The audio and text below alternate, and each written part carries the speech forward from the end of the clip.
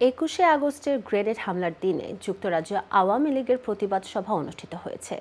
দেশে আওয়ামী লীগ অনুসারীদের হত্যা, নির্যাতন ও মিথ্যা মামলায় হয়রানি না করার দাবি নেতৃবৃন্দের। বিস্তারিত দেখুন আমাদের চিফ রিপোর্টার চৌধুরী মুরাদের রিপোর্টে। ২০০৪ সালের ২১শে আগস্ট তৎকালীন বিরোধী দলীয় নেত্রী শেখ হাসিনার উপর বঙ্গবন্ধু এভিনিউতে অনুষ্ঠিত জনসভায় গ্রেনেড হামলা সংঘটিত হওয়ার দিনে যুক্তরাজ্য আওয়ামী লীগের উদ্যোগে এক প্রতিবাদ সভা অনুষ্ঠিত হয়েছে। ২০০৪ সালের ২১শে আগস্ট মাননীয় প্রধানমন্ত্রী শেখ হাসিনাকে হত্যার জন্যই সেদিন গ্রেনেড ছুড়েছিল। আল্লাহ রাব্বুল আলামিনের কৃপায় সেদিন বেঁচে গিয়েছিলেন। তারপর বীর মানুষ ২৪ জন নিহত হয়েছেন। ২১ সাল পর থেকে আজ অবধি বারবার মাননীয় প্রধানমন্ত্রীকে হত্যার চেষ্টা করা হয়েছে। এবারও ৫ই আগস্টের আগেও মাননীয় প্রধানমন্ত্রীকে হত্যার চেষ্টা করা হয়েছে। আবারও আওয়ামী লীগ ঘুরে দাঁড়িয়ে।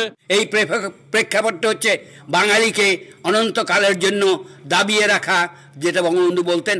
২১ আগস্ট বুধবার পূর্ব লন্ডনের একটি কমিউনিটি সেন্টারে সংগঠনের সভাপতি সুলতান মাহমুদ শরীফের সভাপতিত্বে ও সাধারণ সম্পাদক সৈয়দ সাজিদুর রহমান ফারুকের সঞ্চালনায় এ প্রতিবাদ সমাবেশ অনুষ্ঠিত হয়।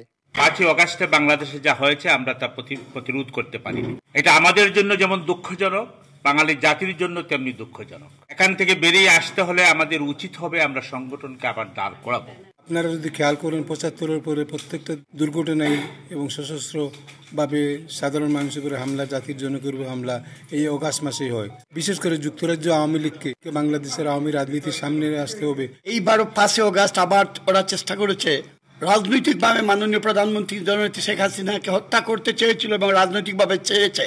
এই যুক্তরাজ্য আওয়ামী লীগ সেই চেতনা নিয়ে, শেখ হাসিনার সাহস নিয়ে আমরা সকল বাধা বিপত্তি অতিক্রম করে আবারও রুখে দাঁড়াবো। আমাদের বাংলাদেশে এখন যে সমস্ত কাণ্ডকৃত্য হচ্ছে, সমস্ত কিছুর আমরা তীব্র প্রতিবাদ জানাই।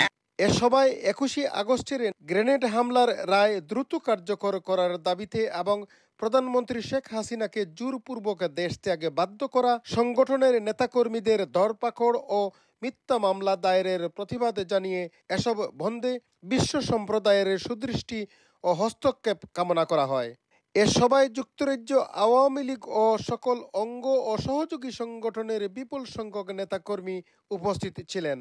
Chowdhury Murad, in TV news, London.